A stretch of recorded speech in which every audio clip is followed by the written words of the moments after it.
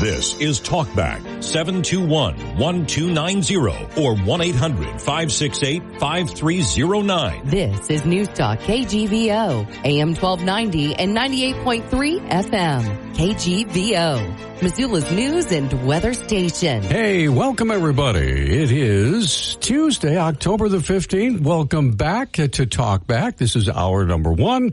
Hour number one of Talkback is brought to you by Harrington Surgical Supply. Their mission remains the same, to restore confidence and comfort into your daily life. If your gutters are not looking good or behaving good, time to call 123 Seamless Gutters before the winter comes and all those leaves fall. Give them a call at 406-240-2669. 123 Seamless Gutters, protecting the foundation of your future. Y West Storage is out at the Y on Two Smokes Way. Give them a call for pricing and availability of storage at 406-510-0590. At Y West, we're making room for you. And finally, Bond Phillips Janitorial, offering both residential and commercial cleaning, home and business, by the way. No job too big or small. 406-260-6617. Express on Talkback or not. Okay, well, there we go. I'm not sure what that was all about. Anyway, good morning, Mr. Nick. Good morning. That's Mr. Nick Christensen right there, and he is producing Talkback, taking your phone calls. And ladies and gentlemen, I think we might have some really good news today. And the good news is our phones have been fixed. Well, let's wait till we get a call. Yeah. You called yourself, so we'll see. Hopefully the phones are fixed. I performed a self-test, and it didn't sound like this, so I'm hoping. As a matter of fact, this is good because we have open phones for the first half hour. So if there's something on your mind, you want to test out the phones for us, give us a call, 721-1290 or 1-800-568-5309. Of course, you can still use the KGVO app. I'm hoping that a whole bunch of you downloaded the app during the time when we had troubles with our phones, because the app is going to help you in ways you probably don't even realize right now. When there's a power outage, things like that, you'll know that the app will always be working. It's always be on your phone. So, all right, calls are starting to come in. 721-1290 is our number. 1-800-568-5309. And I believe, Nick is getting somebody on the phone right now. We have Susan. Susan, good morning. How are you? Chest it out for us. Hey, I think it works. Yes. Okay. Yes. Anyway, I want everybody to hand carry their vote, their ballots to the election office. And the reason is that taxpayers are paying for the postage on your ballots, which costs the taxpayer $100,000 or more. So if you hand carry your ballot to the election office, the postage is not charged. I believe it costs 80 cents per envelope if you put it in the mail. So if you hand carry it to the election office, which, by the way, I am doing right now. Oh, wow. I got my ballot in the mail on Saturday, filled it out because we had a Columbus Day celebration on Monday. Right. The office was closed, so I am hand carrying it. I trust the post office, but I'm annoyed that the taxpayers have to pay for postage. So I am hand carrying my ballots to the election office so that I don't get charged $100,000 for postage. I don't know if people know that, but the postage gets paid by us. Nothing in life is free. It's just being paid indirectly. That's all. Yeah. Well, it's real direct. It's directly being paid by the taxpayer. Okay. So, so if you hand carry your ballot, and I, of course, encourage you to vote for Corey Swanson and Dan Wilson for Supreme Court and straight Republican. So I'm hoping everyone listening that cares about the life of a child and lower taxes and a balanced budget as best as we can will vote Republican. So this is the big one. This is the general election. There's president, president, vice president, governor, senator, representative, all the way down to, we're not electing a dog catcher this month, but what the heck? Just make sure you fill out the whole ballot. And if you were better off 4 years ago, which you were, when interest rates were lower and there was no inflation, remember what it was like under Trump. It was a lot better. Then you need to remember that and vote for Trump. So that's my little spiel. But walk your ballot into the election office, which is at the corner of Wyoming and Russell Street. Save the taxpayers a lot of money. All right, Susan, thanks for the call. Be safe. Okay. Toodaloo. Thank you, ma'am. Bye. All right. And with that, we're up against our first break. So that's good news. We got the phones working. 721-1290 is our number. We'd love to have your call. We are expecting Jennifer Fielder to be joining us.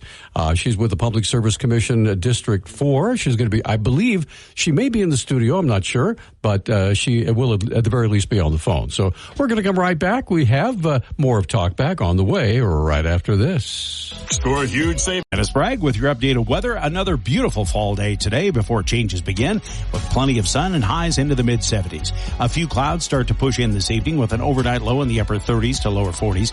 An approaching cold front will bring temperatures down about 15 degrees on Wednesday, with a 70% chance of rain and some gusty winds into the evening and some steady rainfall in the evening as well. Thursday, rain likely and colder with highs down into the upper 40s, a little colder even on Friday and Saturday morning. Well, hail, the gang's all here. Looks like a lot of our regular callers are taking advantage of the fact that our phones have been restored, and our thanks to the technological folks who worked hard to get that done. We appreciate it. Let's get Dave on the line. First, Dave, thank you for holding, sir. What's up?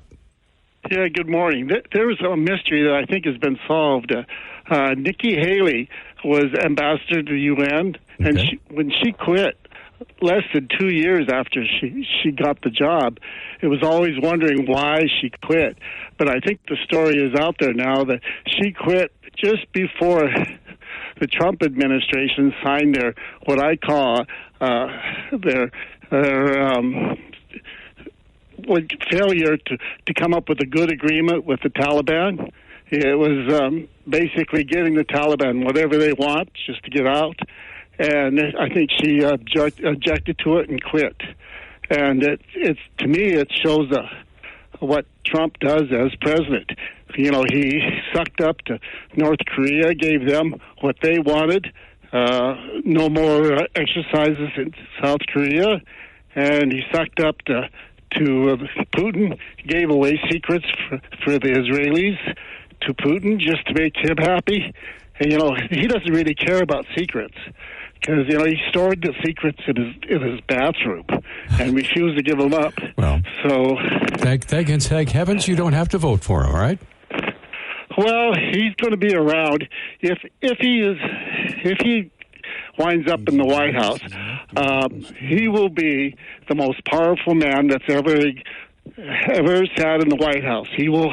Well, so that can be said of every president, Dave. No, this is the first time that an individual who is above the law. Oh. The Supreme Court has ruled that he is above the law. All right. So, all right.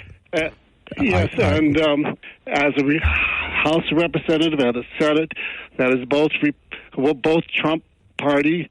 I mean, he will be in a position to do whatever he wants. Well, we'll see how that works out. Dave, thanks for the call. Yes, we appreciate it. All right. Yep. Thanks for the call. And, okay, yeah, this is an opinion-based show, folks. This is what it's all about. We can agree or disagree, but that's all right. Emmett is up next. Emmett, good morning. Go ahead. You're on Talkback. Oh, thanks for taking my call. Well, I do have a question. Because we've been talking on Talkback about Iran's nuclear program. And if they have enough yellow cake or enough fissionable material yet that's weapons grade to put it on a warhead and build a nuclear bomb. I've heard on Talkback, we were talking about the World Affairs Council or whatever about global hotspots, and they would be in a matter of days or weeks. I haven't heard anything on the news about this. Nor have I. Iran announced yet that they have anything or not? I haven't heard about it either, and I'm sure that if and when that day comes, that it will be readily apparent. Yeah, definitely. Well, personally, here's the whole thing, too. Trump didn't kick out the UN inspectors. What happened was, as far as if I can remember correctly, that Iran did not allow the UN inspectors to go do their jobs. They kept them from various sites and wouldn't act in good faith. That's why Trump pulled them out and pulled us out of the Iran nuclear deal. He wasn't, sucking up to anyone or any dictators. He was just saying, if you're not going to play fairly, then I'm going to break this treaty. I don't want this treaty. This is a bad treaty because Iran is not acting in good faith. As far as Donald Trump really enjoying the company of Putin and North Korea, Kim Jong-un, he wasn't allying himself with dictators. What he does with the art of the deal, if you've ever read The Art of the Deal, I have, it's fascinating. What he'll do is confront you, and then basically once he lays down the law of what he expects, then he'll be your friend and say, here's what's in it for you. Then he'll win you over, right? Now, if you play ball. What? He'll win you over. Exactly. So, Mr. Putin doesn't want Donald Trump back in the White House because Donald Trump is not an appeaser.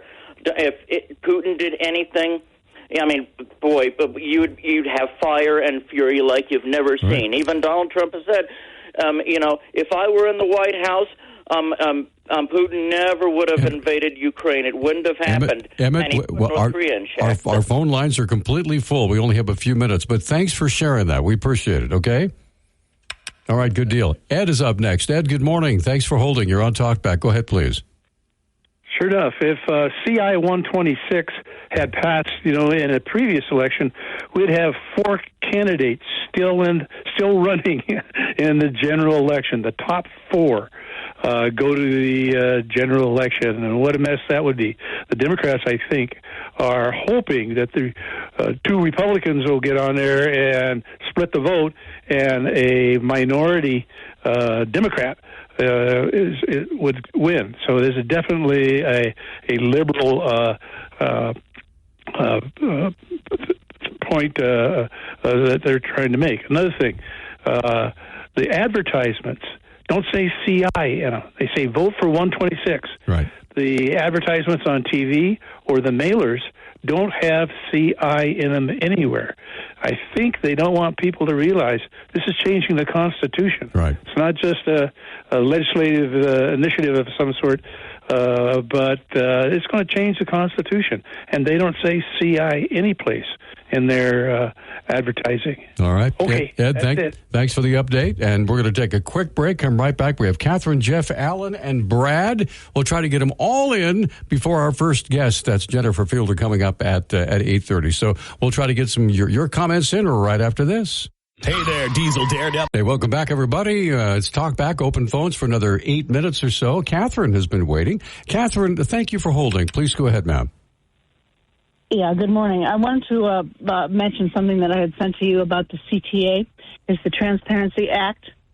The Corporate Transparency Act is requiring, which, by the way, comes online January 1st, 2025, small businesses, sole proprietorships, any business that has less than 20 employees and less than $5 million in revenue will be required to register with the CTA under the Financial Crimes Enforcement Network, which is into the Department of Treasury.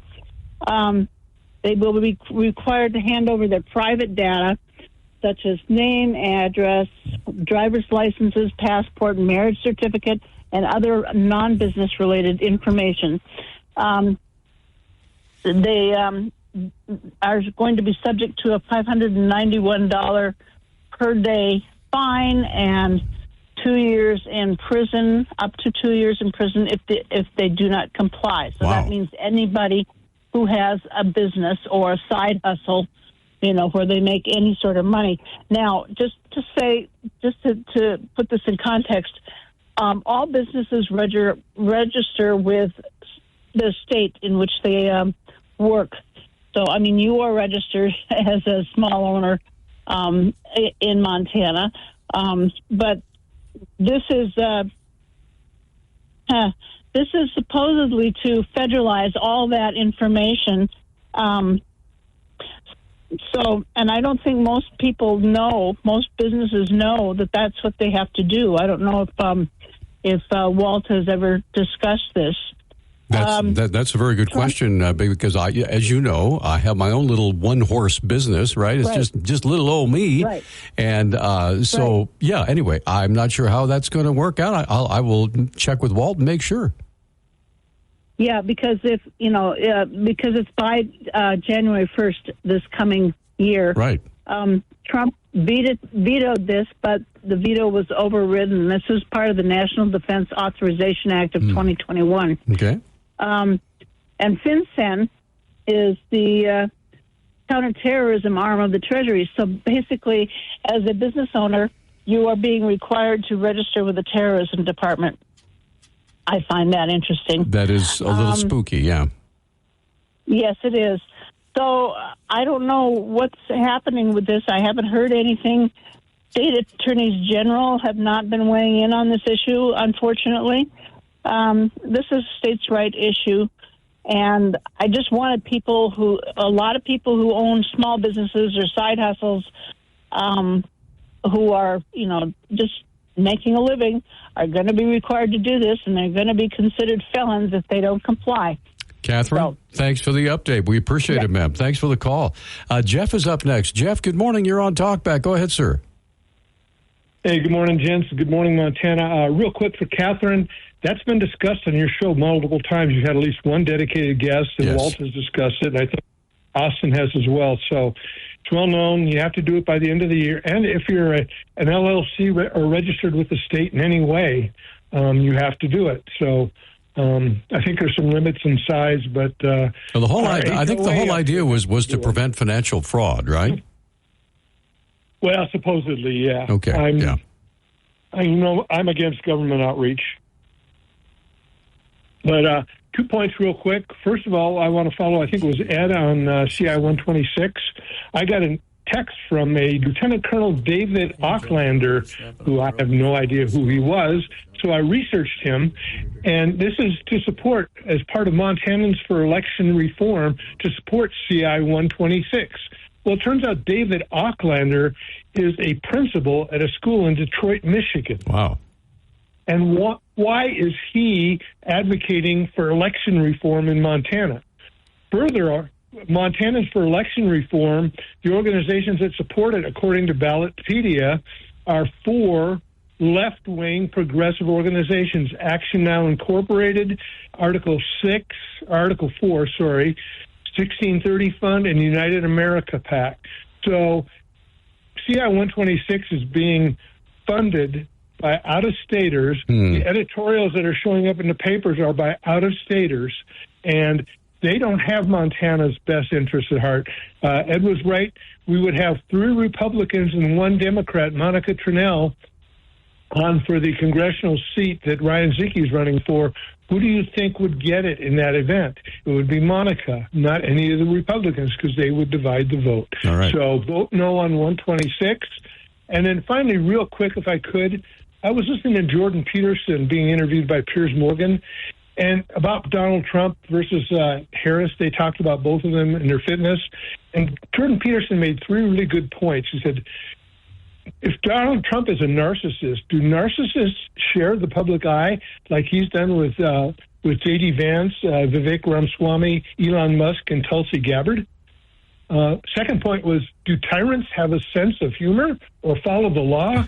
The lifespan of a court jester was pretty short in the old days, but Trump has a real wicked sense of humor. And his third point, people call him cowardly. Do cowards repeatedly put themselves in danger? He's been in danger both personally and financially, and yet he persists. Why? I think that's a real question people need to ask. All right. Thank you for the call. We have time for, I think, one more before we're going to take a break and then talk with Jennifer Fielder. Alan, you're our last open phones guy. Go ahead, please. Yeah, I have a comment about what Dave said.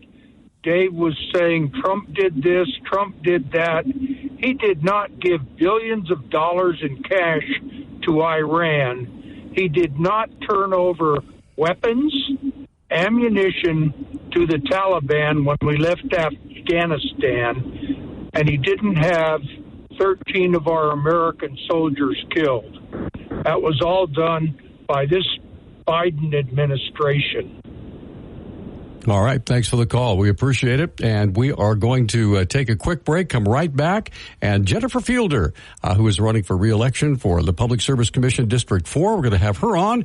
And so we'll shift gears and go to that direction when we come back right after this. Dennis Bragg with your updated weather. Another beautiful fall day today before changes begin with plenty of sun and highs into the mid-70s. A few clouds start to push in this evening with an overnight low in the upper 30s to lower 40s. An approaching cold front will bring temperatures down about 15 degrees on Wednesday with a 70% chance of rain and some gusty winds into the evening and some steady rainfall in the evening as well. Thursday, rain likely and colder with highs down into the upper 40s, a little colder even on Friday and Saturday morning. Okay, we are back on Talkback, shifting gears now, and we are privileged to have with us on the phone Jennifer Fielder. She is a public service commissioner for District 4, which of course includes Missoula. We're right on the quite literally on the cutting edge of the boundary of District 4. And Jennifer, welcome. It's good to have you again. Thank you. It's so nice to be back. Thank you for having me this morning. You bet. Now, if you wouldn't mind, a lot of folks may be a little bit confused about exactly what a public service commissioner does. I know that there are the state has been split up into several districts. You're in district number 4. So what specifically does the PSC do? Right. Well, first of all, the districts, Peter, there are 5 districts, and each one has an elected commissioner. We meet as a commission on a regular basis to deliberate and decide cases that deal with regulated entities. The legislature has decided that the state should regulate certain monopolistic industries that do not have typical free market competition. So where consumers need these services but don't have a real choice in the service provider, the state regulates to make sure that the service is fair, reliable, it's good quality service, and that it's done for reasonable prices, reasonable rates. So the primary things that we regulate at the Public Service Commission are the large privately held energy companies like Northwestern Energy and Montana Dakota's utilities. But we also regulate different utilities as well, water companies, sewer companies. A lot of times there's a large neighborhood or subdivision that has its own water company. And so those companies have to come to the commission when they want to do either a rate adjustment. Okay. We also regulate the railways in our state, railways and natural gas pipelines. We have safety programs for those to make sure we keep the trains on the tracks and operating safely, and that the gas distribution system for natural gas is also inspected and safe. And I'm happy to say we've received a 100% score on our federal pipeline hazardous safety materials audits the last 3 years in a row. So we're doing a very good job at the inspections and keeping on top of the maintenance of the natural gas system in our state, which is, critical. Obviously, when we have problems there, it can be very dangerous. Same with the railways. We've done a tremendous job preventing derailments in Montana, and we're looking to build up our railway program so that we can do some more with that. And we've got a pretty small program, and hopefully the legislature will see fit to expand that. Now, I know that you have several other, you have 4 other public service commissioners. What is your relationship like with them? I know that sometimes there can be differences. How do you work those things out as a public service commissioner? Well, there's 5 elected officials, and sometimes it can be a real challenge. But what we've done at the commission, because there was so much turmoil in the past, we've implemented a new code of conduct there. We've done a great overhaul of the agency the last 4 years. I actually was the leader on the strategic planning to set a positive direction for our agency and where we wanted to go with it, and then to implement different policy changes to make sure that we were raising the bar in terms of performance across the board, not just the commissioners, but the staff as well. And then instituting some protocols for good conduct that require us to be respectful and work together in a way that's more positive than negative, and still be able to have disagreements over, how we vote and how we argue for or against certain decisions of the commission. So there's a good process there now. I can tell you that there's been 100% turnaround in the last 4 years. The agency is a great place to work. We've got a great staff. The commission doesn't always agree with each other. The commissioners don't always agree with each other, but we make our decisions respectfully in the process the legislature set up for us, and things are working really well. And as a result, we've been able to save ratepayers tens of millions of dollars over the last several years, which has been really, really nice. We're doing good quality work there, and we're making sure that our decisions are fair, just, and reasonable under the law, and able to hold up to scrutiny by court appeals. And we've been doing very well that way. All right, we do have folks on the line that want to visit with you. More calls coming in. We have Skip on the line right now. Skip, you're on with Jennifer Fielder. Good morning. Hey, good morning, Peter. And just so you know, the phones are, at least what I'm hearing is very scratchy. I can understand everything, but it's still scratchy like back to me. So I hope I'm clear when I'm talking to you. And I want to tell Jennifer that I first met Jennifer about right before the 2020 election, and I wanted you to know that she made a huge effort, and I've always appreciated her energy. She made a huge effort to make it all the way down to south of Hamilton for a forum and a debate with who she ran against at that time, who was Monica Trinnell. And that's when I first met her, and then since then I've watched her. And she did a great job in that debate, which we put on Zoom for all the down-ticket candidates and all over the county here. And so, in addition, I've watched her a couple of times put on I'll call them dog and pony shows for the PSC at different places, and I'm really happy. I've watched her mature into a job that she learned. And I know brought some creativity to the department. I believe that when her and James Brown got elected, that they attacked some of the problems that happened. I watched the PSC really closely. Now Skip, do you have a question? There's other folks waiting on the line, and we only have her for half an hour. So what's your question for Jennifer, if you don't mind, please? I would like her to explain some of the things that they did to attack the effectiveness and the accountability of the PSC, because I have personally seen it improve. And I'll just leave it at that, because I just wanted to compliment her because I've watched her do such a good job. Okay. So I'll leave it at that. Thank you for the call. Jennifer, please go ahead. Thank you. Well, I have seemed to have been put in a position in different times during my professional career where organizations needed some straightening out. And when I walked into the Public Service Commission for orientation before I took office, it was clear that the problems in the agency were pretty severe. There had been a lot of reports in the media about turmoil, but frankly, it was even worse than what we were seeing in the media. So it was a real gut check for me in terms of what I was getting into. And on day one, I went in and had a discussion with my fellow commissioners. We started organizing strategic planning meetings, and the discussion began with, what do you want most for this agency? And everybody wanted the credibility to be rebuilt for the agency because it had really been diminished, and they wanted a strong, good rapport with the legislature. And so we took that common ground that all 5 commissioners agreed on and said, okay, how do we accomplish that? And what we ended up doing was creating strategic planning objectives to improve the operations at the agency, to set our goals on how we could best serve the people of Montana. We developed and adopted a strategic plan. And then we went with reorganization so that there was, instead of 5 commissioners each thinking they were the boss, we reorganized the structure. We hired an executive director, so the commissioners deal with the executive director and their requests for special projects or direction they think the agency should go. The executive director works for the whole commission, not any particular commissioner. And that executive director position is responsible for balancing the workload of our staff, because before it was a bit chaotic. You had 5 different commissioners all believing they were the boss and directing staff to do different things. And staff was having a hard time with balancing what their priorities ought to be. And, of course, if the staff didn't make that commissioner's pet project their priority, that commissioner was upset. So we've been able to smooth all of that out by instituting a new organizational structure that builds on the strengths that were in place at the agency, because there was some really good work occurring at the agency before Jim Brown and I were elected in 2020. But we've built on those strengths and smoothed out the structure so that it really functions at a high level now.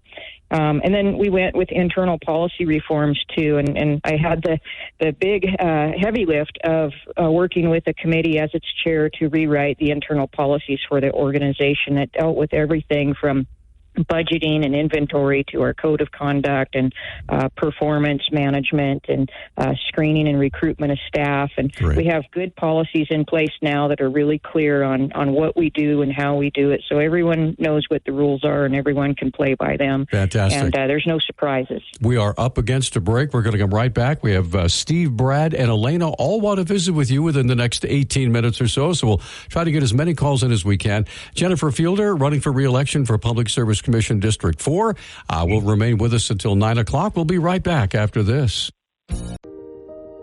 Small businesses are the heart of America. But you don't have to go it alone. As the nation's largest nonprofit resource of expert business mentoring, SCORE has helped millions of entrepreneurs build their businesses for free. Get the connections, education, and guidance you need with SCORE. We're ready to help. Find a mentor today at score.org. Okay, we're back on Talkback. 721-1290 is our number. Peter Christian here, Nick Christensen taking your phone calls, producing Talkback. Joining us on the phone right now is Jennifer Fielder. She is the incumbent Public Service Commissioner for District 4. And we've got Steve on the line. Steve, good morning. You're on with Jennifer. Go ahead, please. Good morning, Jennifer. Hey, I had a quick comment and a question. Back, 2-3 years ago, I testified to the PSC about the need to add an additional garbage hauler in Missoula because the Public Service was operating monopoly and their rates kept going up. They had all these hidden fees, such as fuel surcharges, and they were constantly adding extra fees on for extra garbage they claimed was there. Their service would constantly miss pickup dates, yet I would be charged for those things. And ultimately, it resulted in the community of residents that pay for those services, their rent increasing because we had to cover those costs. It was very substantial year-on-year increases for a period of about 5 to 6 years before this new hauling service was allowed to enter into the market. One, I'd like to thank you and the other commissioners for allowing that to happen. I was skeptical that would happen, just given my skepticism about government, quasi-government entities overall.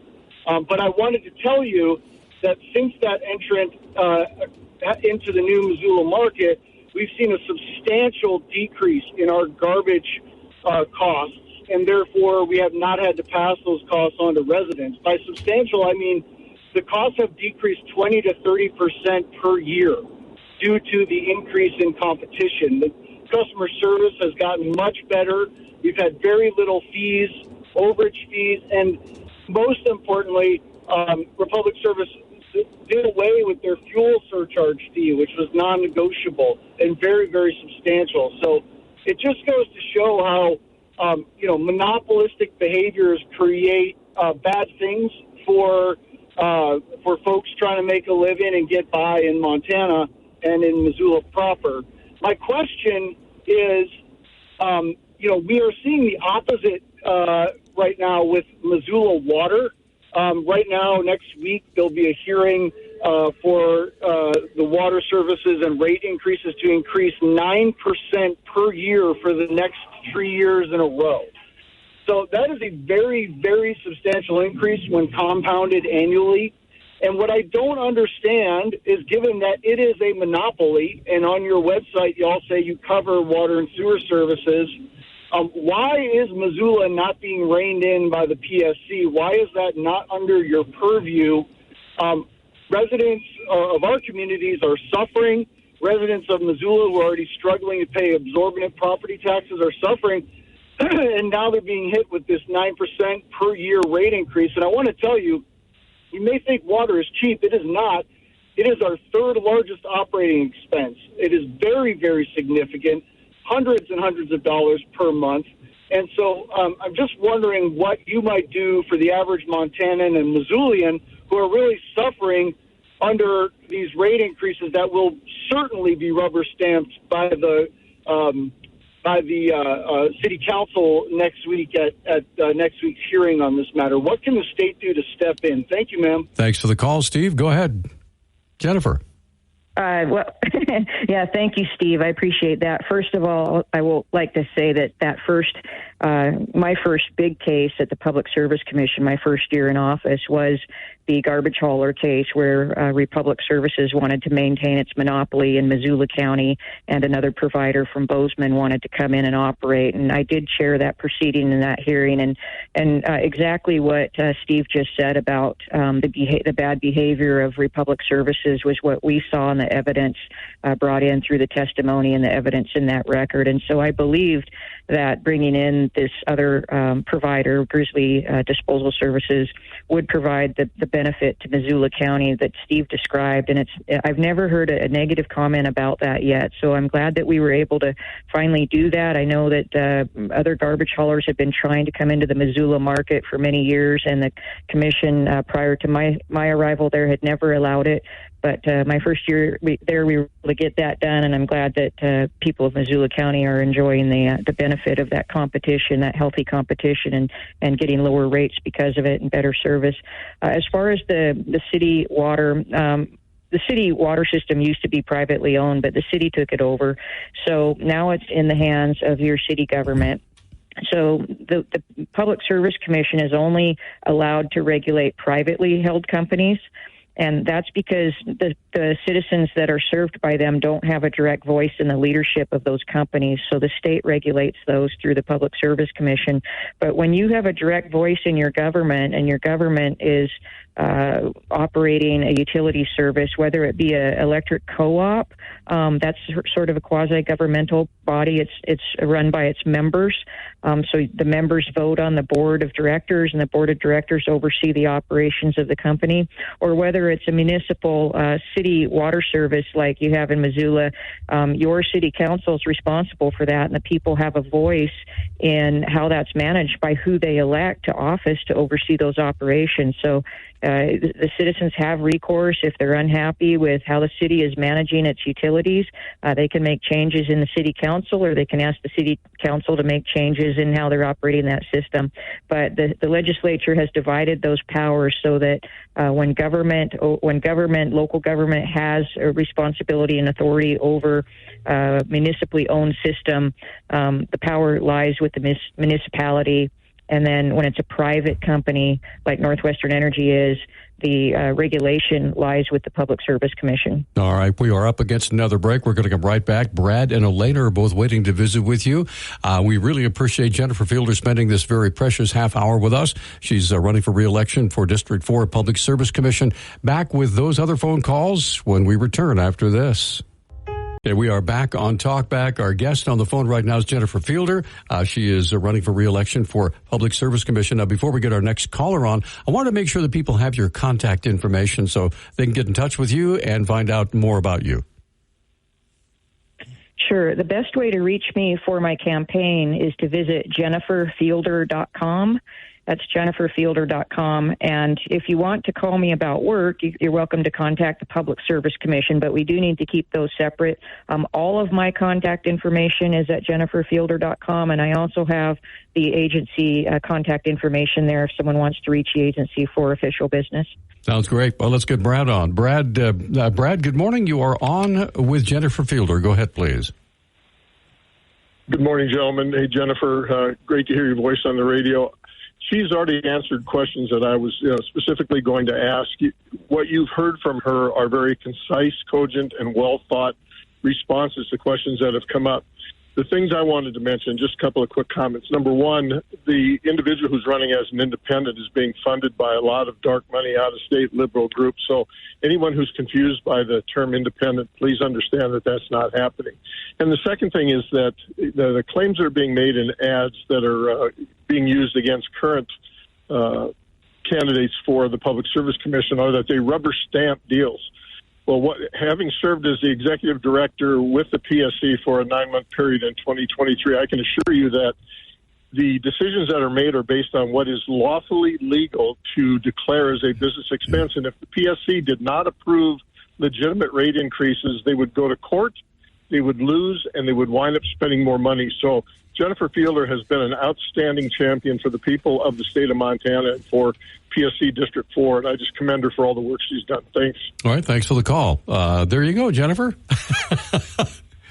Yeah, I appreciate that. Brad did a good job for us. He was our interim executive director. And, that last big rate case that came in from Northwestern Energy was actually 10,000 pages when it was submitted. And it ended up with all the interveners that came into the case. There were about 17,000 pages of evidence and materials that we had to parse through. Fortunately, we have a good team at the commission that divides up some of those duties and does the thorough review. I've attended rate school, so I have an understanding of how rate making is done. And Brad's right. You have to follow the law. You have to allow the company to recover the legitimate expenses for providing service to the customers. And there's some expenses that are in rate increases that the Public Service Commission does not control. About 40% of the last Northwestern rate increase was for increases in property taxes and flow-through costs like commodity prices that we have no authority to control. We only have the authority to review and make sure that they're providing accurate representations of what they paid in taxes. But if they are, and they have been accurate for as long as anyone at the PSC staff can remember, we have to, by law, allow the company to recover those costs by having the customers pay for them. So a big chunk of what Northwestern asked for last time, they didn't get. We cut by $32 million. And a big chunk that they did get was because we didn't have the authority to stop it. And then what we did allow for was the company to purchase new electric lines, power lines, conduit, power poles, meter bases, things like that allow them to operate the utility safely and reliably. Now, Jennifer, I got to tell you, we were going to try to get one more call on, but we are out of time. So I like to give every candidate who comes on, give them a quick minute and a half for a stump speech. So why should we vote for Jennifer Fielder? Well, I'm running for re-election to the Public Service Commission because we need reliable, affordable energy in Montana, and we've got to be realistic about that. We need safe railways and pipelines, and we've been doing a good job with that, and I want to see us build that program out and make sure that we can ensure that we're not seeing the national-level disasters that other states are seeing with railway derailments. I want to make sure that we've got responsible and accountable public utility services and that we're examining carefully everything that they're telling us so that we can make well-informed decisions about what is fact and what is fiction. And I want to make sure that we continue to allow expanded consumer choices like we've done in Missoula County. When you have another garbage hauler that's fit and able and willing to provide the service, to let them come into the market and provide the service so customers can have choice. And finally, I want to continue the legacy that we've started here in the last 4 years with establishing good constitutional governance that serves the people of Montana incredibly well. That's a deep passion of mine. And so I would love to come back to the commission for another 4-year term to be able to carry on the good work that we've done and turn some of the new reforms into solid habits going forward so this agency is well run long after I'm finished up there. All right. Jennifer, it's been a pleasure. Thank you so much. Give us your website one more time. It's jenniferfielder.com, JENNIFER. Fielder is like baseball, FIELDER.com, jenniferfielder.com. Thank you so much. We appreciate you being with us. Best of luck to you, ma'am. All right, we're going to take a break, and we are going to be talking with Don K. Don Kalschmidt. He's the chair of the Montana Republican Party. He's going to be joining us from starting at 9 o'clock, about 9:03. So get your calls in for that. That's coming up right after the top of the hour news. Stay with us, please. This is Talkback 721-1290 or 1-800-568-5309. This is Newstalk KGVO, AM 1290 and 98.3 FM. KGVO, Missoula's news and weather station. Hey, welcome back to hour number 2 of Talkback, everybody. Talkback this morning is brought to you by our friends at Y West Storage out at the Y on Two Smokes Way for pricing and availability. Here's their number, 406-510-0590, because at Y West they are making room for you. Phillips Janitorial does both the home and business cleaning, residential and commercial. And whether it's a big or a little job, doesn't matter. Give them a call. Your satisfaction guarantee, 406-260-6617 for Phillips Janitorial. 123 Seamless Gutters is a family-owned and operated business. With gutter installations, don't forget those gutter guards. Get them installed. Call 406-240-2669, protecting the foundation of your future. And by Harrington Surgical Supply. You can feel confident in their discreet and knowledgeable guidance on a multitude of products and medical supplies. The views and opinions expressed on Talkback are not those of the staff, management, or advertisers. Hey, welcome back. Good to have you along, everybody. And hour number 2 of Talkback is underway. We've had some great guests on so far, but now we are shifting gears, talking with Don K, Don Kalschmidt, who is the chair of the Montana Republican Party. Don, good morning and welcome, sir. Oh, hold on. Here we go. There we go. I got you. Go ahead. I had the wrong one up. Go ahead. Don, good morning. Welcome back. Good morning, Peter, and good morning, Missoula County and all places north, south, east, and west. Boy, I'll tell you what, how about them Grizz, that Grizz comeback win on Saturday. And Peter, as much as I'd like to talk about Grizz football, we're less than a month away from the biggest election of Montana history. I know you hear that a lot, but this one really is when you look at the stakes. And, you know, I'm really proud to say that our team and our volunteers have been working hard day in and day out to get out that vote. Real important. The ballots are out now. You guys got them in your mailboxes. And we all have the opportunity to get out there and vote. Real important to do that and do it early. You know, Republicans, we've made over 1 million voter contacts this cycle, and we're not going to stop. We're going right through the tape. We've got still about 3 weeks left. And not to mention, Peter, I'm not sure if you're aware, if you saw this on Twitter, but last week we received a video footage of Democrats in Billings taking off Tim Sheehy door knockers literature. Can you believe that? Ouch. Yeah. So, yeah, we got them red-handed on that one. But anyway, regardless of that going on, we're really making some inroads there. And, you know, I'm really proud of our team and all the contacts we're making. Now we're going to be going into, you know, GOTV, where that means we're get out the vote and start getting those ballots ready. So those of you that have ballots, I know that if some of you might left them sitting on your kitchen table, but I really implore you to fill them out and get them in like right away. You know, there are folks that believe it's more strategic to basically wait till the last minute and then on election day drop them off in the election. Just take it to the election, drop it through the slot. Well, how do you feel about that? Well, this time I'll tell you this is the reason we want you to vote early, because our team can now, if your vote is in, we know that you voted. So we know Peter voted, for example. And when that happens, we don't have to spend any more money on chasing your ballot anymore. We don't have to come see you anymore. You're not going to get bugged. You're not going to get text messages, you know, et cetera. So once those votes are in, it's done. So we need to concentrate on the people that don't have the votes in. And, you know, the other thing, Peter, I would encourage everybody to do, I know a lot of you will throw it in the mail, and that's fine, but you can go down right there. If you're in Missoula, just go down to the election office. They have a slot right there. Just push it in there. You know your ballot got in there. then give it about a week, and then go online to the Secretary of State's webpage, My Voter page, and then all you have to do is put your name and your birthday in there, and you can make sure that your ballot was taken. And if it hasn't been, then we need to hear from you, and then we'll make sure that we get another ballot in for you. All right, let's try to get a call in before we take our first break. Harry has been waiting very patiently. Harry, you are on with Don K. Go ahead, please. Yeah, good morning, Don. Yeah, I got a question. I asked quite a few Republicans. I haven't gotten a real clear answer, but the Republican battle cry keeps saying they're going to want to take back the country. So who are you taking back the country from? I mean, Trump just in an interview said that he would possibly use the military to round up the enemies from within. So he said called crazy liberals.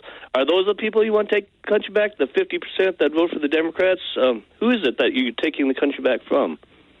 Okay, Harry, thanks for the call. Well, thank you, Harry. I appreciate that. That really gives us an opportunity to talk about it. So let's talk about what's going on in our country right now. When we say take our country back, this is what we mean. When President Trump was in the White House, we had no wars overseas. We had low inflation. We had low gas prices. We had low grocery prices. We had, all kinds of opportunities. We were self-sufficient in our oil production. And as soon as Joe Biden and Kamala Harris got in and the Democrats took control, bear in mind they have control of the presidency, they have control of the Senate, and they have and they can block pretty much anything that's going on. They do their executive orders. They killed everything. And now what do we have? We got high inflation. We've got high gas prices. Go to the grocery store. The middle class has had it. I have a son that is, I would call a low propensity voter. He, normally doesn't care that much about it, but he came in and gave me his ballot yesterday, and he was excited to vote, and he voted red all the way through. He's a libertarian, but he voted red all the way through because he understands that we have to take our country back from the radical left that's running it right now. Look at this administration who's running this country. They've completely ruined it, and most Americans know that. So I would encourage you to get out there and vote, and vote red, because at the end of the day, we need to get back to where our country was when President Trump was in the office. And with that, we're going to take a quick commercial break. We have Mr. Wingnut waiting to standing by to visit with you. All of other phone lines are open. Remember, Don is only going to be with us till 9:30, so he has a limited amount of time to answer your questions. So give us a call. Let's fill up those phone lines. 721-1290. Now that our phones are back, we're thrilled.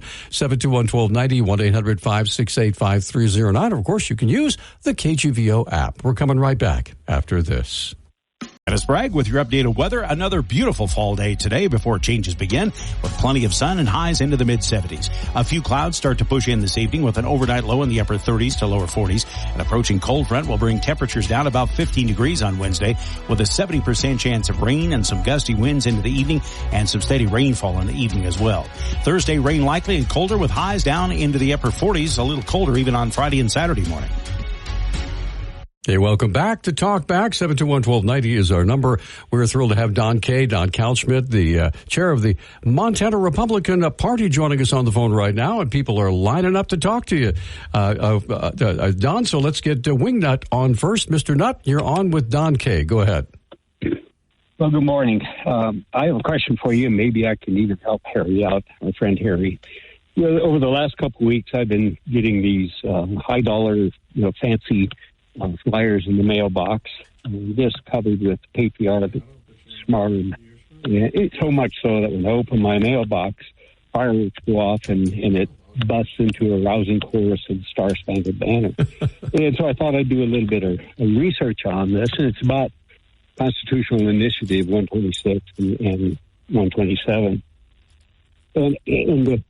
So I looked it up on the internet, and if you do that, and you see the states which either use choice rank voting, you see that it is states, the West Coast states, It's Northeast states, it's Hawaii, and Alaska that have some form of ranked choice voting system in their states.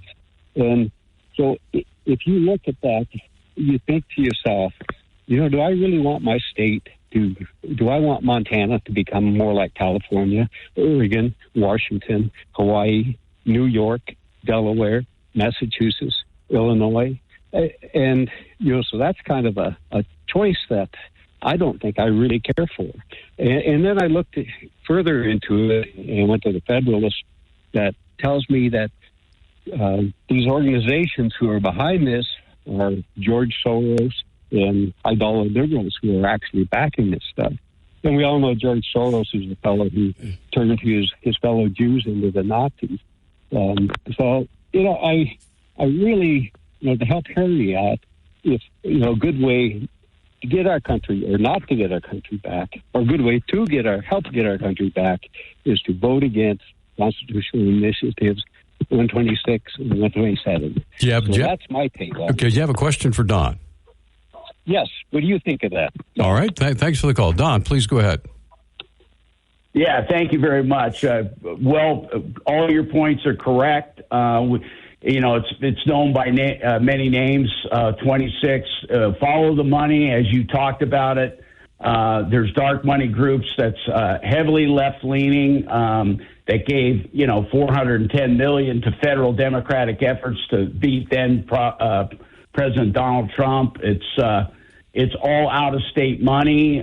Look at the states that it's been in, as was mentioned. It's a bad deal. Overall, the CI 126 initiative would be destructive to our election process and cause confusion and disenfranchise Montana voters. I've talked about it many times on the show before.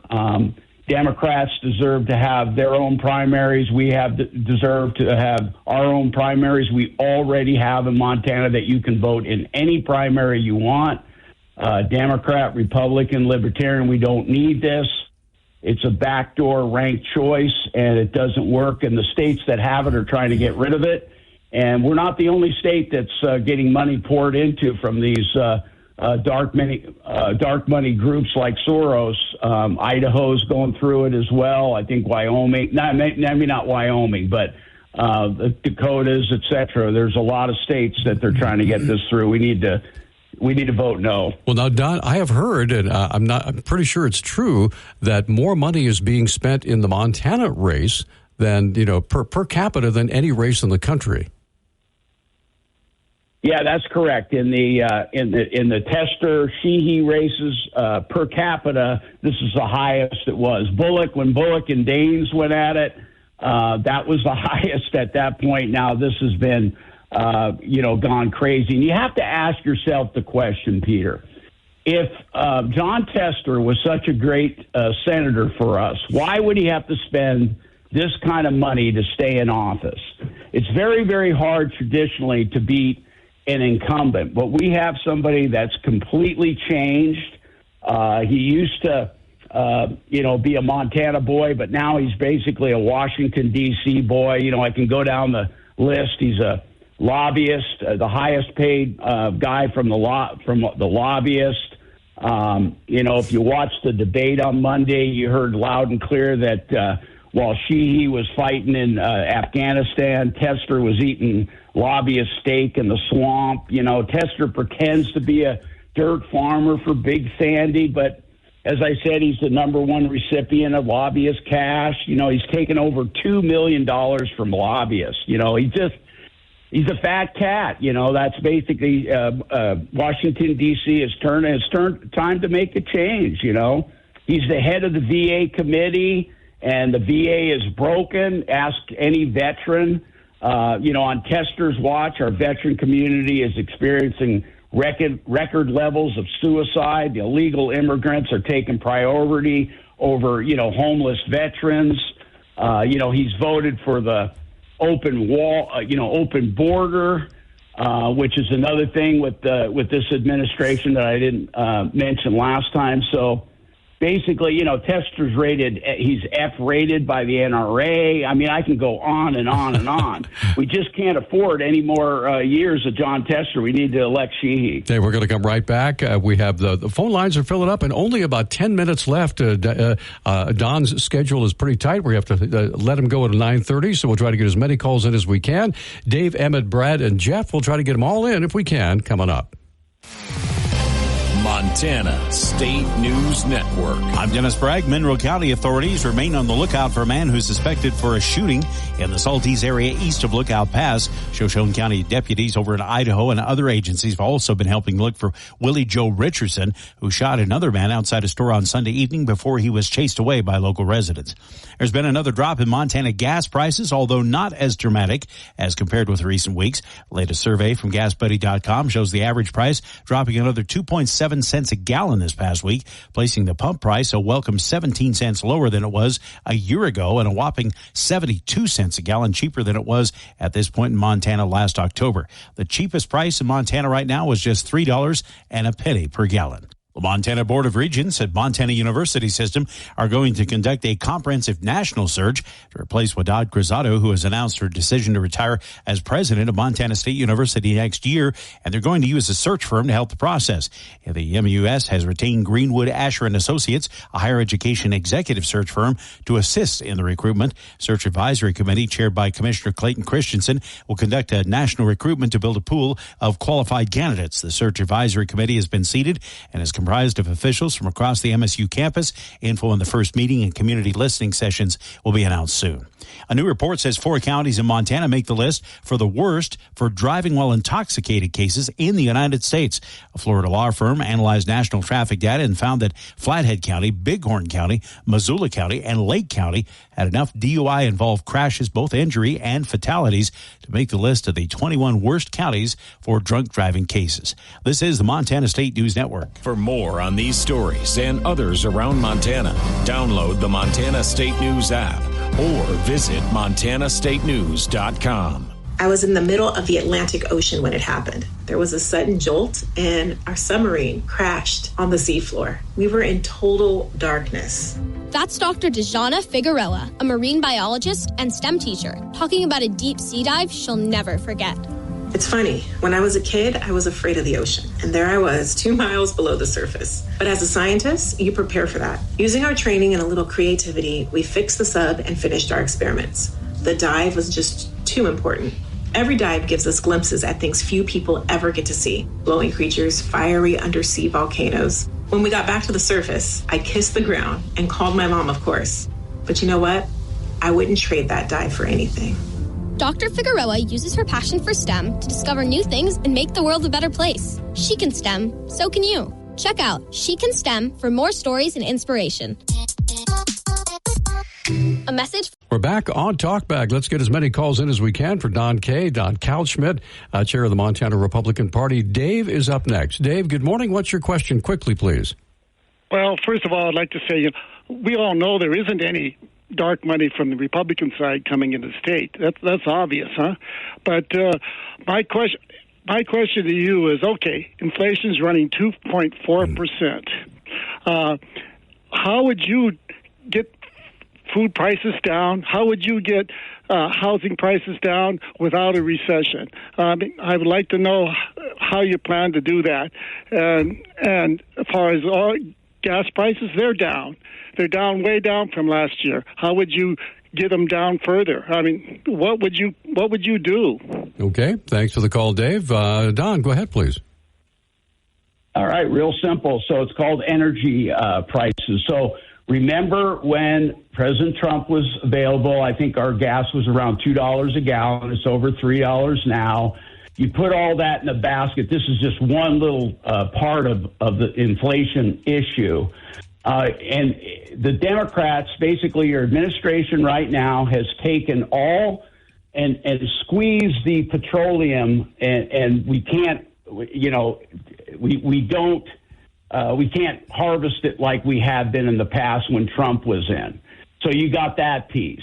As far as housing prices, it's called supply and demand. Supply and demand is when there's too many people there's too many people for the less amount of houses. The reason we have too many people is because John Tester, Kamala Harris, and Joe Biden have opened up the border, and we got tons of people pouring in here. They have to live somewhere. They're taking jobs away from our middle class people, our union people, our people that are working here in Montana. That I can go on and on and on. This is not how you get things down. Is you start just like Trump did before, take regulations off. Shut the border down, which he did, and this administration has opened it up. Tester's a big part of that. All the Democrats in Washington, D.C., the Democrats here in Montana all support it, and these are the things that we need to do to get us back on track. Okay, let's get Emmett on next. Emmett, you are on with Don K. Go ahead, please. Thanks. I'll try and make this quick. My question is, a lot of people have said, we should vote early, to beat the Democrats. We should vote early. I agree this is a very important election. You really stole my thunder on a lot of issues, but I've often found it easier just to vote on Election Day at the local school that has the elections just down the street. It's a lot easier for me, but is it really important to just go to the elections office and vote early, or it's easier just to vote on Election Day? Will this help the Republicans win if we vote early? So I think you've already kind of stolen my thunder on all the points I wanted to say about how important this election is, but that's my question for today. Thanks for the call. So go ahead, Don. Yeah, just real quick. I think it is important for the reasons I gave earlier. We get your vote in. We don't have to, chase your ballot. If anything can happen on Election Day, illness, big snowstorms. We've seen this stuff, happen in the past. Get down there and vote early. Get it done, and that will help us bank these votes. We have to, as President Trump said it best, we have to swamp the vote, get all the votes in that we can. We cannot afford to miss any votes. Republicans, conservatives in Montana need to get out and vote. If we do that, we will win up and down the ballot. Okay. Brad, I believe, is next. Brad, you are on with Don K. Go ahead. Well, good morning again. Couple of things. Don's already touched on 126 and 127 and how much out-of-state dark money has come in.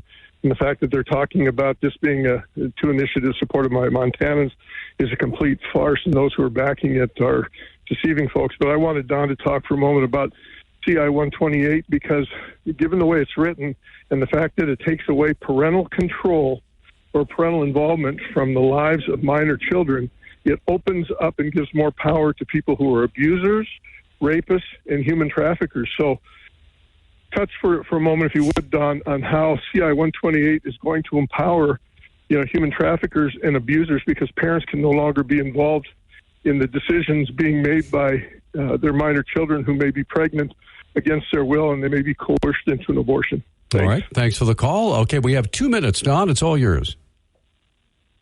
You bet. 128 is bad for Montana, and here's why. As Brad talked about, I'll just leave all the points that he's already made, but here's some other ones.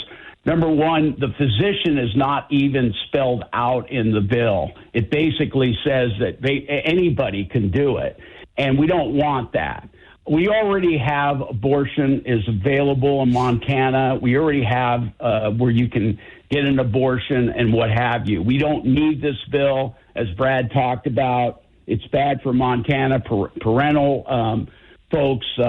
Even those of you that are pro-abortion or think that we should do that, this is a bad bill. Read the bill, look at it, and you'll see that it does not set up the way it should be. This will codify abortion, and it will make it really, really bad for Montanans and for our freedoms and for the opportunities to parents to be involved, et cetera, et cetera. It's already been pointed out. And we're at the Republican Party, we're vehemently against CI 128. I will say, you got to remember as well, you already pointed this out, this is not just a bill, it's a constitutional initiative. And so it goes much further than just being legislation. Exactly. It's a constitutional initiative, just like 26 and 27. Vote no on all of them, Montana. Get out and vote. We talked about that. Vote red all the way down the ballot for your freedom, for your opportunity. You can see what we've been able to do in Montana with a red legislature, red governor, with Republicans. We're doing a good job. Are we perfect? No, but we're doing a heck of a lot better than the far left could. We need men in men's sports and women in women's sports. Things have gone just too crazy with the far left, which has taken over the Democrat Party. So I appreciate everybody out there, and thank you very much, and get out there and vote. God bless you all. Thank you so much, Don Couchman, Don K, chair of the Montana Republican Party.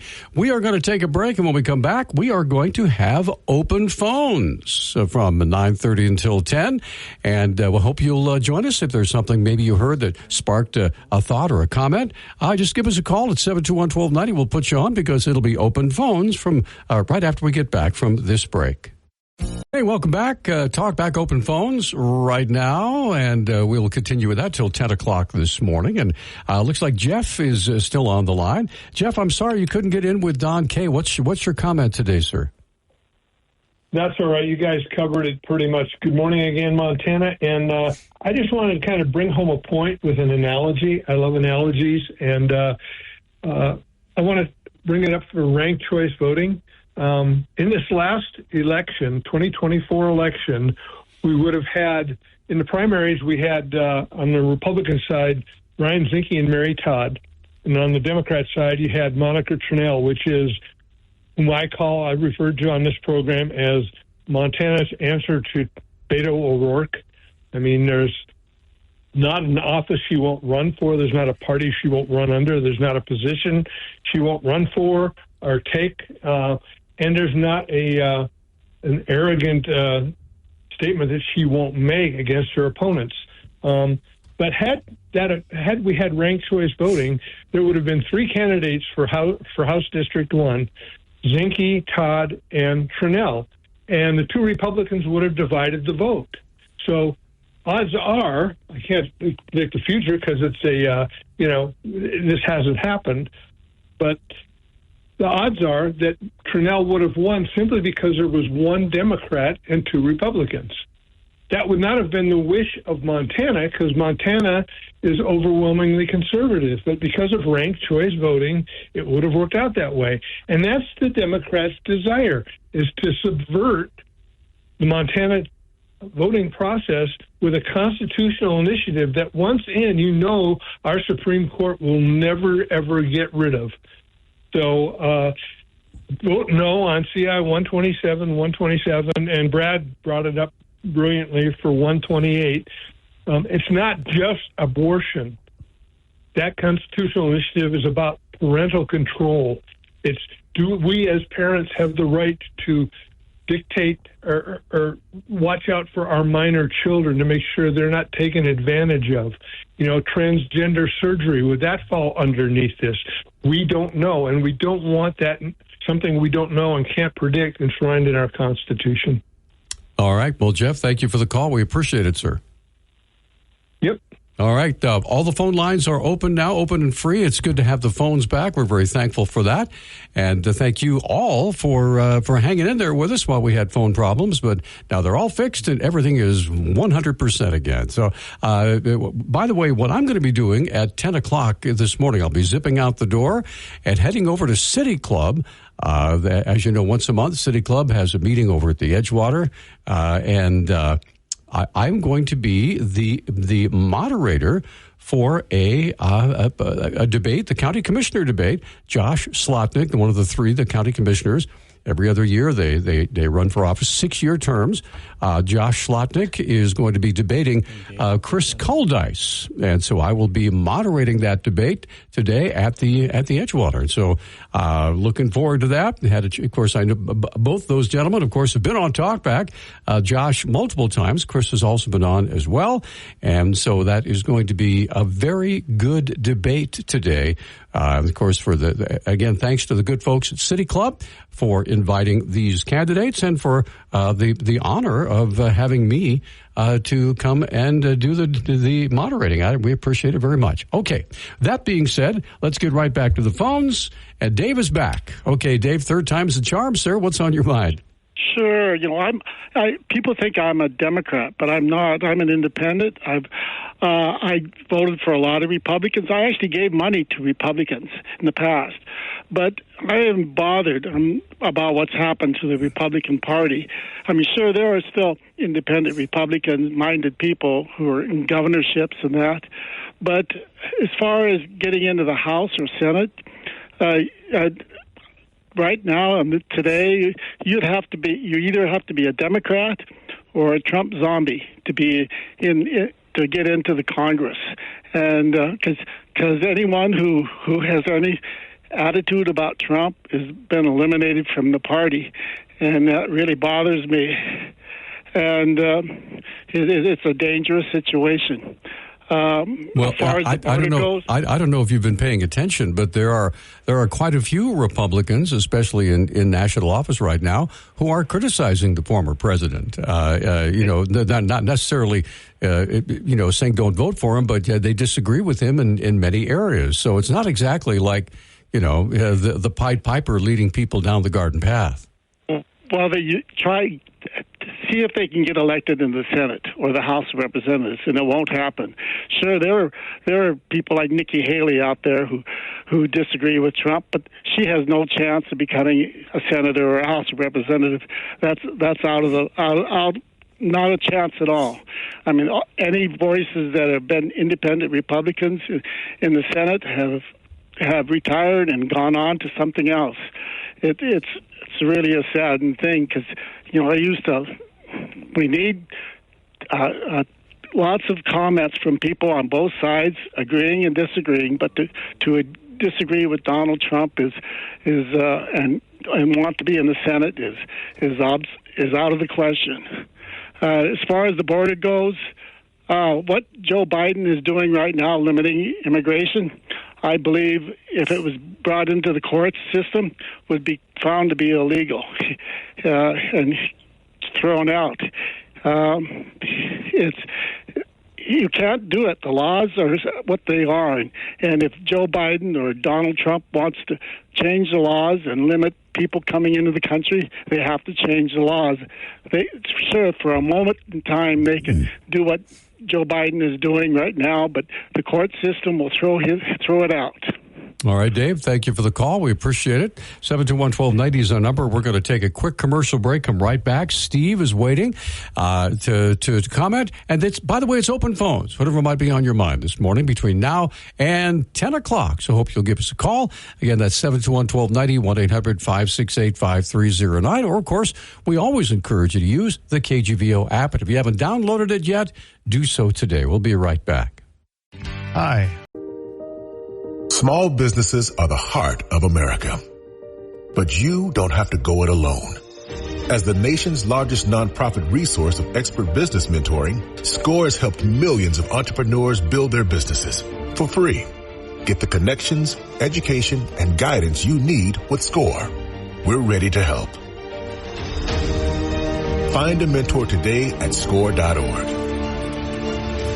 Hey, welcome back to Talkback, 721-1290. That's the number, and it's open phones from now another 18 minutes or so, so let's jump right in. And we have folks waiting on the line right now. Steve is first. Steve, thanks for holding, and thanks for your patience. Go ahead, please. Thank you, Peter. Hey, Peter, I apologize if I missed it, but I've looked through your archive and didn't see it, so I'm assuming it still hasn't happened yet. But bringing the issues back a little bit closer to home, back to Missoula, that we've been talking about this morning. I know on the October the 23rd, I believe it is, Missoula City Council is going to be talking about the amendments to the urban camping ordinance that the mayor signed off on and council passed, 4 to 6 months ago. I still haven't heard a show where you've invited the No Camp Missoula folks from that group to come and talk on this show. I've heard a lot of other issues that don't seem as sort of important to the community, given the number of signs I've seen around town, and I'm wondering when you guys are going to make time for that. Steve, as I mentioned, we did reach out to them. We're trying to get them on.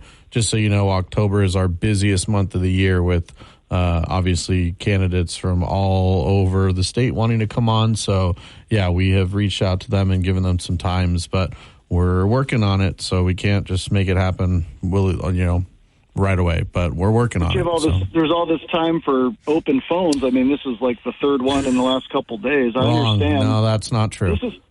That's not true. Okay, we've been super busy, and we're only having open phones now because Troy Downing is normally scheduled from 9:30 to 10, right? And we had to reschedule there. So yeah, we have not had open phones since let's see, since Tuesday last week. So yeah. Well, you had this morning, right? I called in during open phones, right? Yeah, so but we usually don't schedule guests from 8:05 to 8:30 because it's very little time for someone to just come on really quick. And I don't think you'd appreciate it if we had them on and then all of a sudden cut them off after such, because it's really only 17 minutes of talking if you really do schedule someone for that time. So that's just not enough time to have a guest on and stretch out. It just feels like we're trying to avoid talking about it, honestly. Not. And I know I've talked to a lot of other folks who listen to your show, and they feel the same way. We'd love to have them on. Okay, there's tons of signs up around town. It seems like it's an issue that people are really excited about. I know the St. Pat's nurse issue, right, when that was funded by a union, it was a time made for that group to come on. This is a group that is totally funded by just local folks donating their money. By the way, we did not have the nurses on. We didn't have the Nurses Association on. No. Oh, really? Oh, my mistake. Okay, I apologize. Maybe there was just a lot of discussion about it. I apologize. Yeah. Well, listen, it's a super important conversation. Would love to hear their perspective and what we can do as a community about this, given the fact that the council is ignoring the levy vote, where 55% of the community said no to Johnson Street shelter funding, the crisis management team, and a number of other things, and they've gone ahead and funded those things anyway.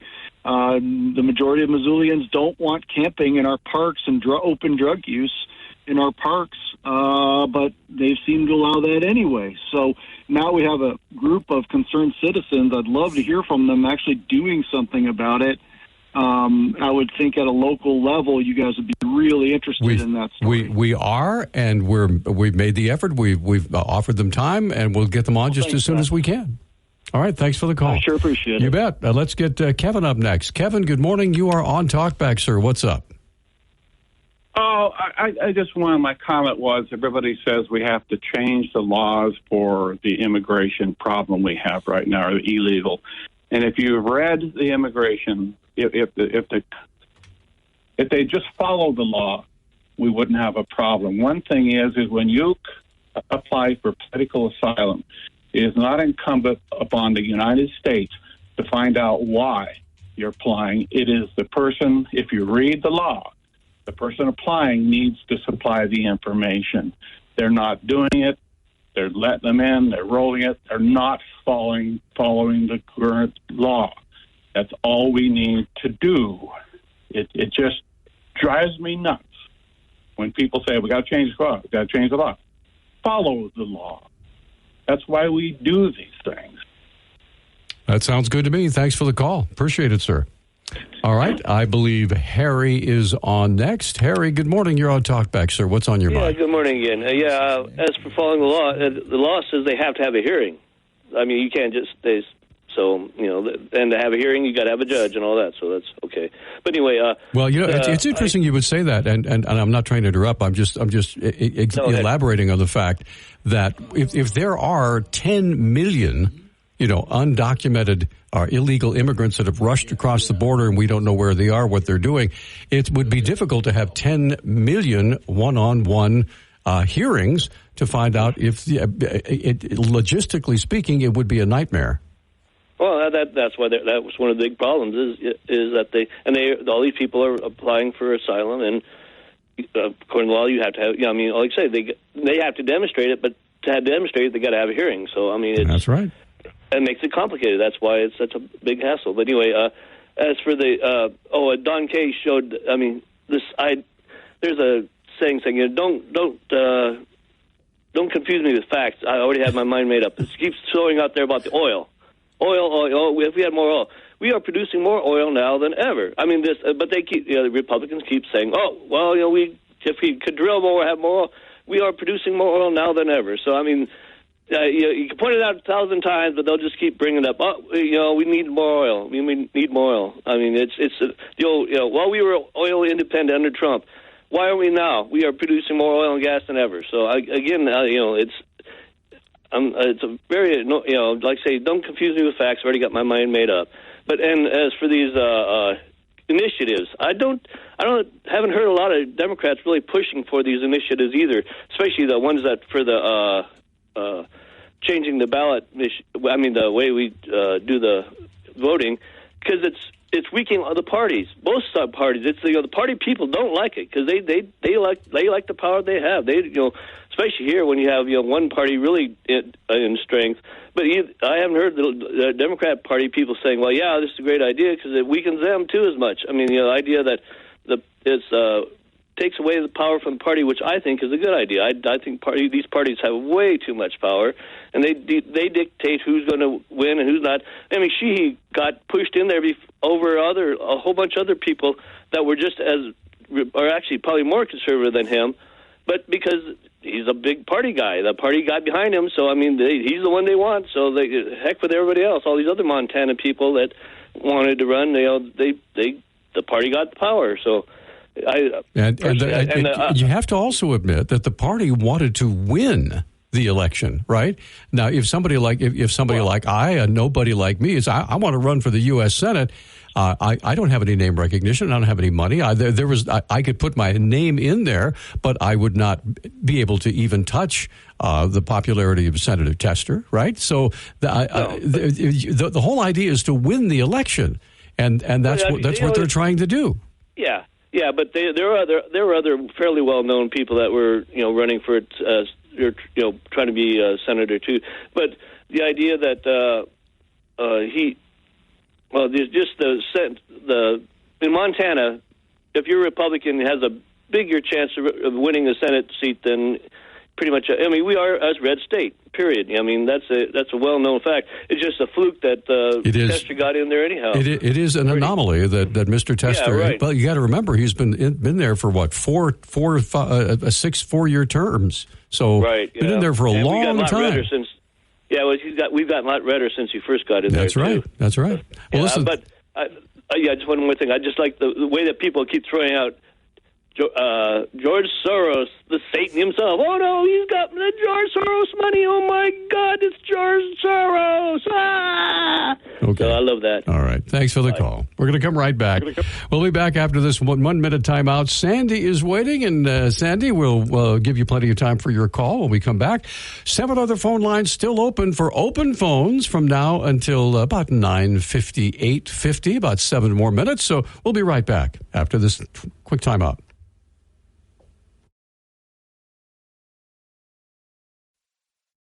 We are back on Talkback, and we are in the last segment of Open Phones, and it looks like they're filling up already. Let's get right back to the phone. Say good morning to Sandy. Good morning, Sandy. Welcome back. How are you? Oh, good morning. First of all, I just wanted to say I really appreciate you and Nick for everything that you do.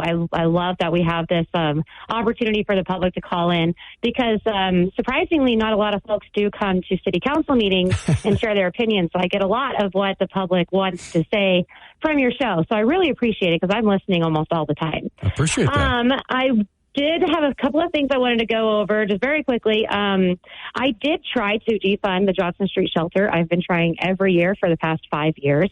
And I always fail, but I keep trying. And this last year, there was hardly any public for the budget hearing when I was trying to defund that. So if folks are really passionate about defunding it, then please come down to city council meetings when I'm trying to defund this stuff that you don't want to pay for, because I really do need to put the pressure on my colleagues, because when it's just me, it's like, oh, Sandy's just causing a fuss again. And so we need the public to come down and do that. Speaking of, we are voting to set the public hearing to not allow camping in public parks. That is going to be, I believe, next Wednesday on the 23rd.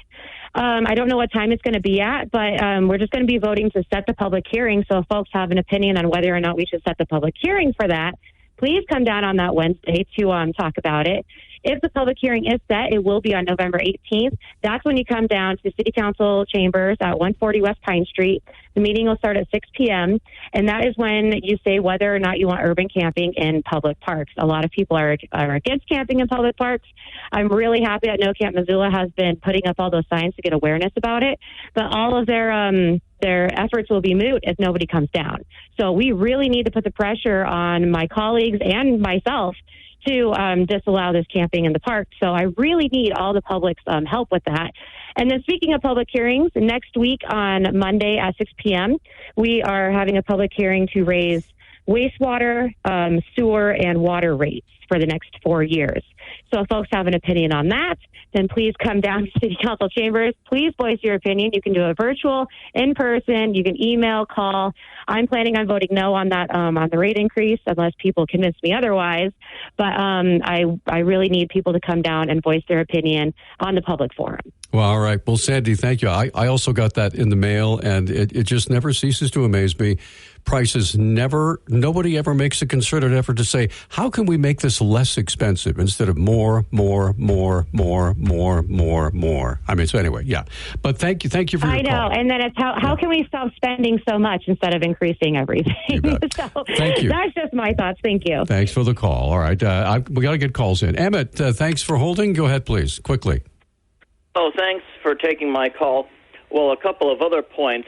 The person, Kamala Harris, I learned she's the one who told the Catholic judge who, finally got confirmed to the Supreme Court. She told him the dogma lives loudly within you, and that's why she voted against him. She's no fan of Christians. She's no friend to Christians at all. As far as Trump, rounding up illegals or, let's say, using the National Guard about the enemy within, he's not talking about peaceful Democrats with peaceful signs. What he's afraid of is like Antifa beating up on Trump supporters or burning people's homes down or businesses. And he's concerned, the enemy within is the illegal gang members that are coming from Venezuela, taking over homes in Aurora, Colorado at gunpoint and doing the fentanyl thing and human trafficking. That's the enemy within, not just, Democrats who vote for Kamala Harris. So, he's not going to turn us into a dictatorship, so I have no worry about that. So okay, thank you. That's my comment, other comment. Thank you. We've got about 2 minutes, so let's try to get Skip on next. Skip, we got about a little less than a minute and a half. Go ahead. And honest, I promise I'll make this quick, Peter. It has to do with 2 points. One, Sandy just doubled up on, and it has to do with camping. And I appreciate Steve's passion for it, because down here in Ravalli County, we're watching a lot of people, private citizens and otherwise, are watching what's going on in Missoula so that we can learn things that might help, good things to do, but then also things not to do.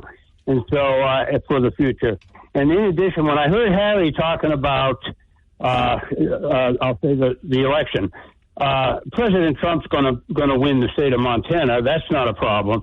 But when it comes to the Sheehy tester race, there's so much more than just the senator that we send to Washington, which I pray is going to be Tim Sheehy. But it's going to make a difference in the balance of our Senate in Washington, D.C. And that's so important for people to understand the depth of what we're about to be able to do. So thank you, sir, and have a great day. And I love the way that you're handling your program today. Because thanks. I'll tell you something else that's really important. It's the PSC, and the people need to realize what they're doing for us. And we're out of time, Skip. Thanks for the call. Okay, so we've got plenty of time to give Nick a chance to talk about what's coming up tomorrow, sir. David Sanders, the executive director of the Public Service Commission, he will be with us from 8 to 9 talking about a whole bunch of things. And then Congressman Ryan Zinke will be in studio from 9 to 10. All right, there you go. So lots coming up tomorrow. And, of course, I will be moderating the debate between the county commissioners. Of course, Josh Slotnick and Chris Koldice will be debating today at City Club. We'll try to cover that for you for the news tomorrow. Have yourselves a great day and enjoy the beautiful sunshine. Have a great day, everybody.